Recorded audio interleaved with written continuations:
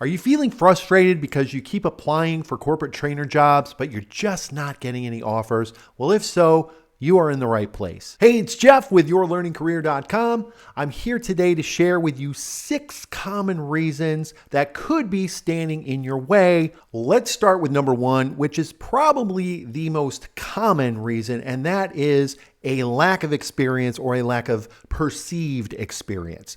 And it's very frustrating because you often find yourself wondering, well, how am I going to get experience if no one is going to hire me? And believe me, I understand that frustration because I've certainly been there myself. The good news is I have some resources for you to help you with this.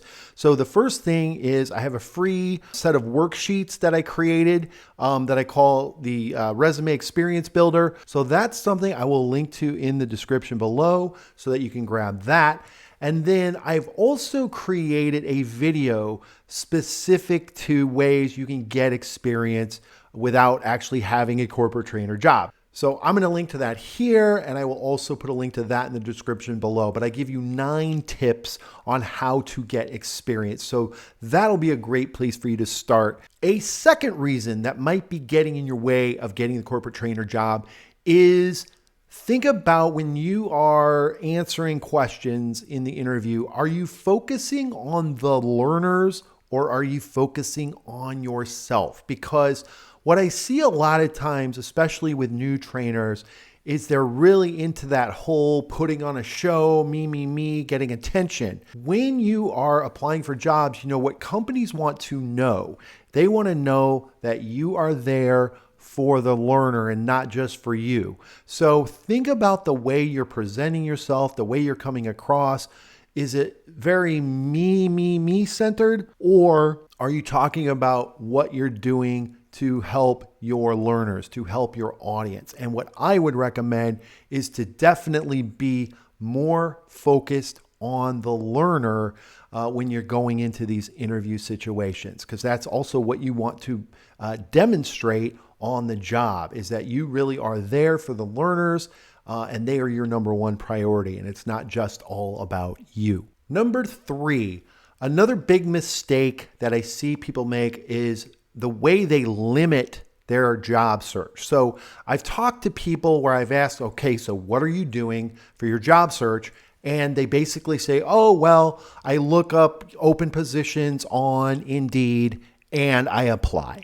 And then I'll ask, okay, and what else are you doing? And they tell me, well, that's it. If that is all you're doing, if all you're doing is going to a job board or two and you're applying for whatever open positions happen to pop up that day, if that's all you're doing for your job search, it's going to be really, really tough for you to get a job. Because guess what? That's what everybody is doing. You're really, really limiting yourself if that's all you're doing. So you should be looking for what else can you be doing as part of the job search. So there's those job boards, but then where else could you be looking around, or where else could you be connecting with people? So a couple of suggestions I have are, look at training professional organizations, specifically the Association for Talent Development. That's a place I would look for, a local chapter that you could get plugged into and, start making connections, doing some networking. If you don't like the in-person stuff, I think LinkedIn is a very good place to go to start in joining some of the groups, relevant groups that could help you, again, make some connections or at least learn some things or learn where to go to gain skills. And then I also know for me, it's very important to stay motivated because job searching is very lonely. And so you really need things that are going to motivate you throughout. So for me, I have certain books that I like to read. I have things that I like to listen to in the car. Could be audiobooks, could be a podcast, but find something that motivates you to continue with your job search, things that are going to help to encourage you in the job search, things that are going to give you new ideas. I'm going to put a link to one of my favorite books. It's called What Color is Your Parachute? They have a new edition that comes out every year.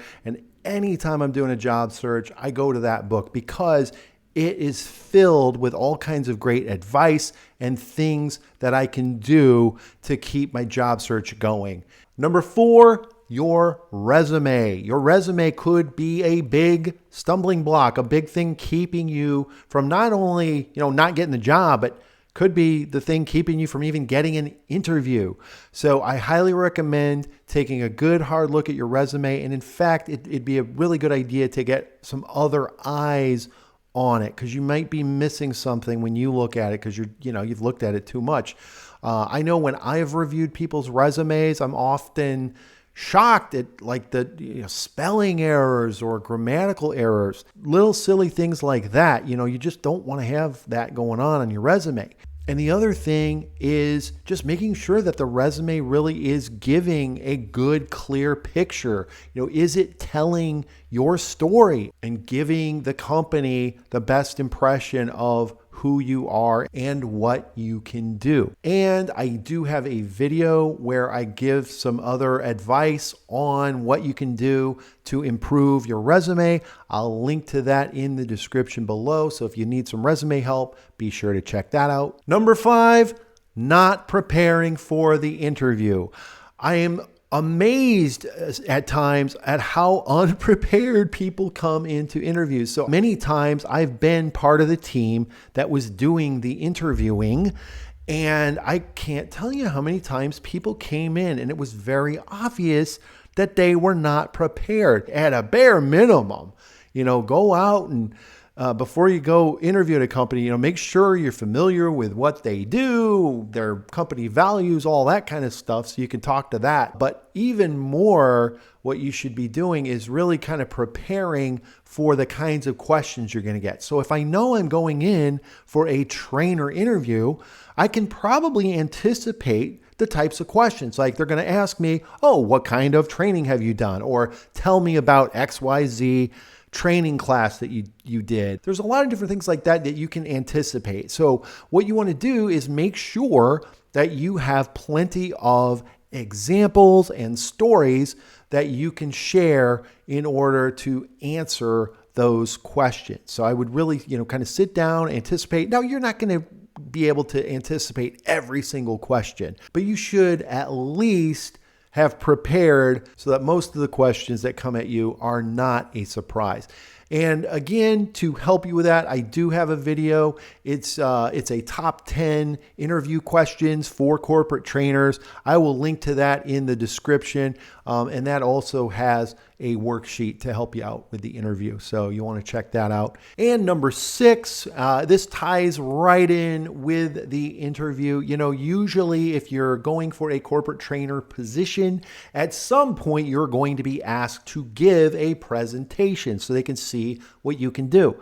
And this is another thing where people come in and they're not prepared. You do not want to be that person.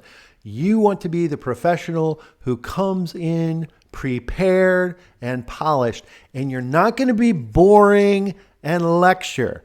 You should come in with some kind of activity or something, some kind of interaction, because again, remember, we want to be very learner focused. So when you get up to do this training presentation, you want to be able to show that you think about and care about the learners. You want them to be engaged. So you want to come in with some kind of relevant activity that you can show as well. And when it comes to the actual topic for the training presentation, a lot of times they will give you a topic, but a lot of times they don't. A lot of times they will let you pick whatever topic you want. And that's great. But you might say, well, what am I gonna pick? My advice, what I usually do is I pick a topic that is close to what it is I'm going to be doing. So for example, if I was interviewing for a sales trainer position, I would probably pick a sales topic to do my sample presentation on. Even if they told me I could do it on anything, I would do that because I want them to really see, I want them to imagine me in that role. I want to make it as easy as possible. So that's what I would typically do, is I try to do a topic that really relates to the type of training that I'm going to be doing in that role. If you found this helpful, be sure to like and subscribe. As always, I want to thank you for watching, and we will see you next time.